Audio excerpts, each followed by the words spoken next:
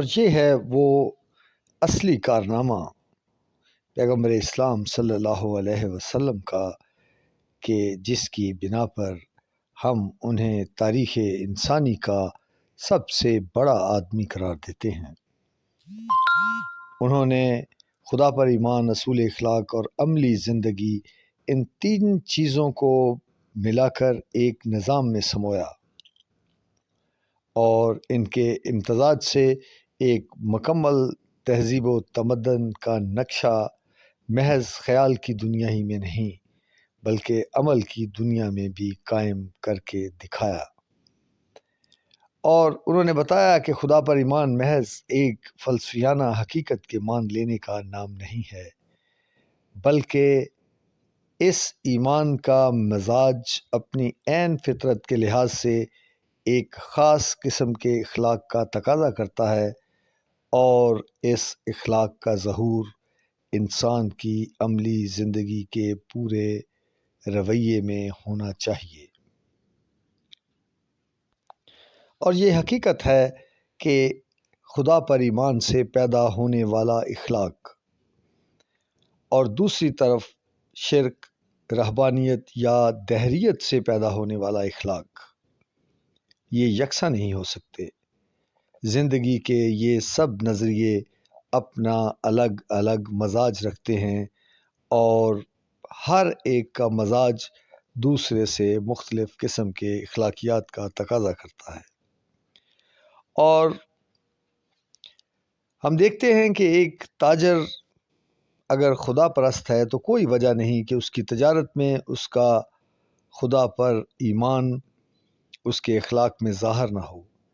ایک جج اگر خدا پرست ہے تو عدالت کی کرسی پر، اور ایک پولیس آفیسر خدا پرست ہے تو پولیس پوسٹ پر اس سے غیر خدا پرستانہ اخلاق ظاہر نہیں ہو سکتے۔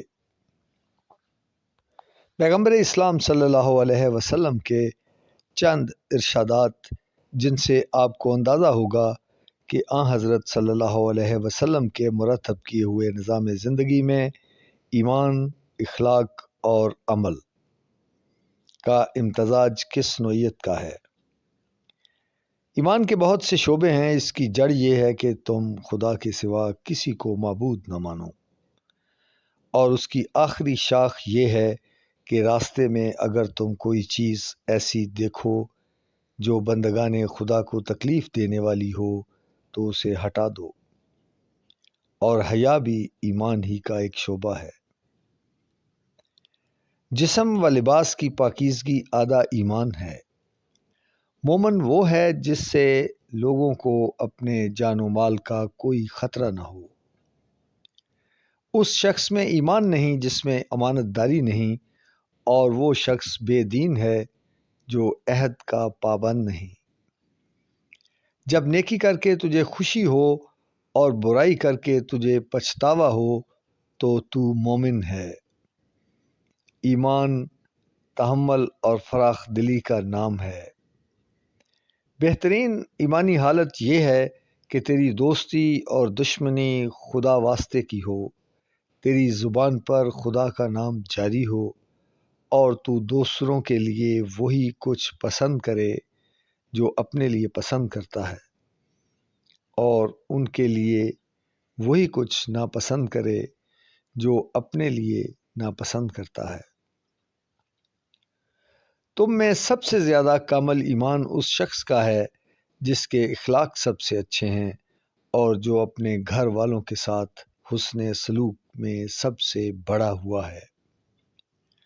جو شخص خدا اور آخرت پر ایمان رکھتا ہے اسے اپنے مہمان کی عزت کرنی چاہیے، اپنے ہمسائے کو تکلیف نہیں دینی چاہیے، اور اس کی زبان کھلے تو بھلائی پر کھلے ورنہ چپ رہے۔ مومن کبھی تانے دینے والا، لعنت کرنے والا یا بدگو اور زبان دراز نہیں ہوا کرتا۔ مومن سب کچھ ہو سکتا ہے مگر جھوٹا اور خائن نہیں ہو سکتا۔ خدا کی قسم وہ مومن نہیں، خدا کی قسم وہ مومن نہیں، خدا کی قسم وہ مومن نہیں ہے جس کی بدی سے اس کا ہمسایہ امن میں نہ ہو۔ جو شخص خود پیٹ بھر کھائے اور اس کے پہلو میں اس کا ہمسایہ بھوکا رہے، وہ ایمان نہیں رکھتا۔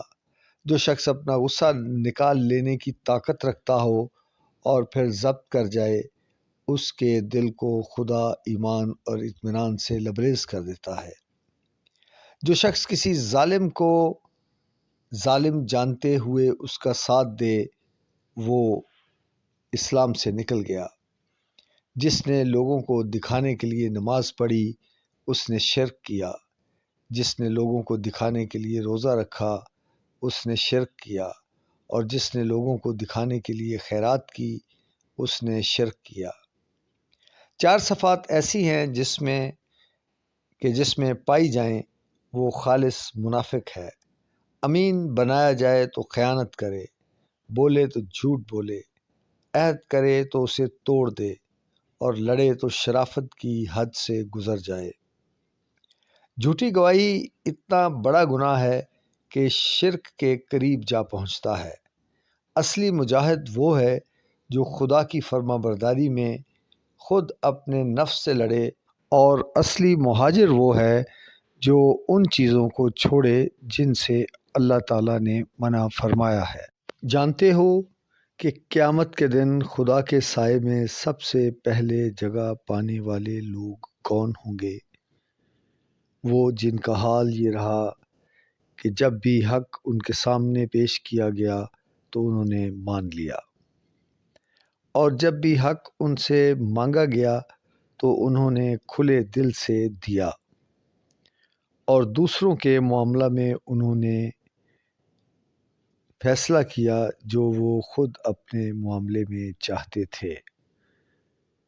تم 6 باتوں کی مجھے ضمانت دو، میں جنت کی تمہیں ضمانت دیتا ہوں۔ بولو تو سچ بولو، وعدہ کرو تو وفا کرو، امانت میں پورے اترو، بدکاری سے پرہیز کرو، بد نظر سے بچو، اور ظلم سے ہاتھ روکو۔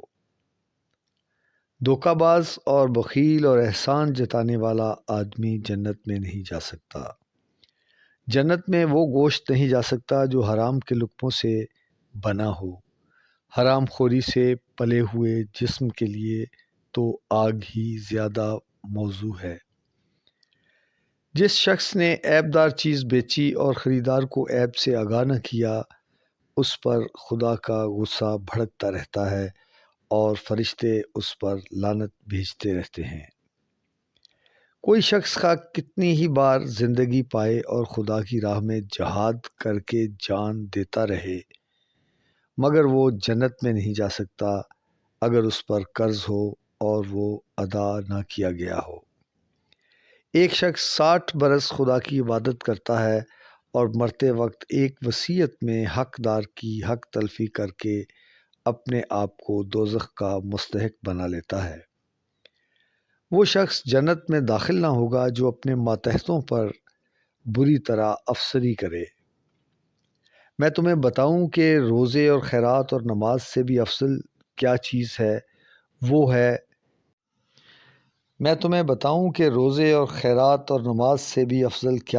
ہے؟ وہ ہے بگاڑ میں صلح کرانا اور لوگوں کے باہمی تعلقات میں فساد ڈالنا۔ وہ فعل ہے جو آدمی کی ساری نیکیوں پر پانی پھیر دیتا ہے۔ اصل مفلس وہ ہے جو قیامت کے دن خدا کے حضور اس حال میں حاضر ہو کہ اس کے ساتھ نماز، روزہ، زکوٰۃ سب ہی کچھ تھا، مگر اس کے ساتھ وہ کسی کو گالی دے کر آیا تھا، کسی پر بہتان لگا کر آیا تھا، کسی کا مال کھا کر آیا تھا، کسی کا خون بہایا تھا اور کسی کو پیٹ کر آیا تھا۔ پھر خدا نے اس کی ایک ایک نیکی ان مظلوموں میں بانٹ دی، اور جب اس سے بھی حساب چکتا نہ ہوا تو ان کے گناہ لے کر اس پر ڈال دیے اور اسے دوزخ میں جھونک دیا۔ لوگ کبھی نجات سے محروم نہ ہوں اگر اپنی برائیوں کی تعویلیں کر کے اپنے نفس کو برائیوں پر مطمئن نہ کرتے رہیں۔ جو تاجر قیمتیں چڑھانے کے لیے مال روک رکھے وہ ملعون ہے۔ جس نے 40 دن غلہ اس نیت سے روک رکھا کہ قیمتیں چڑھ جائیں تو خدا اس سے اور اس کا خدا سے کوئی تعلق نہیں۔ 40 دن غلہ روکنے کے بعد اگر آدمی اس غلہ کو خیرات بھی کر دے تو معاف نہ کیا جائے گا۔ نبی کریم صلی اللہ علیہ وسلم کے بہت سے اقوال میں سے یہ چند جو محض نمونے کے طور پر آپ کے سامنے پیش کیے گئے، اس سے آپ کو اندازہ ہوگا کہ حضور صلی اللہ علیہ وسلم نے ایمان سے اخلاق اور اخلاق سے زندگی کے تمام شعبوں کا تعلق کس طرح قائم کیا ہے۔ تاریخ کا مطالعہ کرنے والے جانتے ہیں کہ آپ صلی اللہ علیہ وسلم نے ان باتوں کو صرف باتوں کی حد تک ہی نہ رکھا، بلکہ عمل کی دنیا میں ایک پورے ملک کے نظام تمدن و سیاست کو انہی بنیادوں پر قائم کر کے دکھا دیا۔ اور آپ صلی اللہ علیہ وسلم کا یہی وہ کارنامہ ہے جس کی بنا پر آپ نوع انسانی کے سب سے بڑے رہنما ہیں صلی اللہ علیہ وسلم۔ یہ تحریر مولانا سید ابوالعلا مودودی رحمۃ اللہ علیہ کی تحریروں میں سے ایک تحریر تھی، جسے پڑھ کر آپ کی خدمت میں پیش کیا گیا۔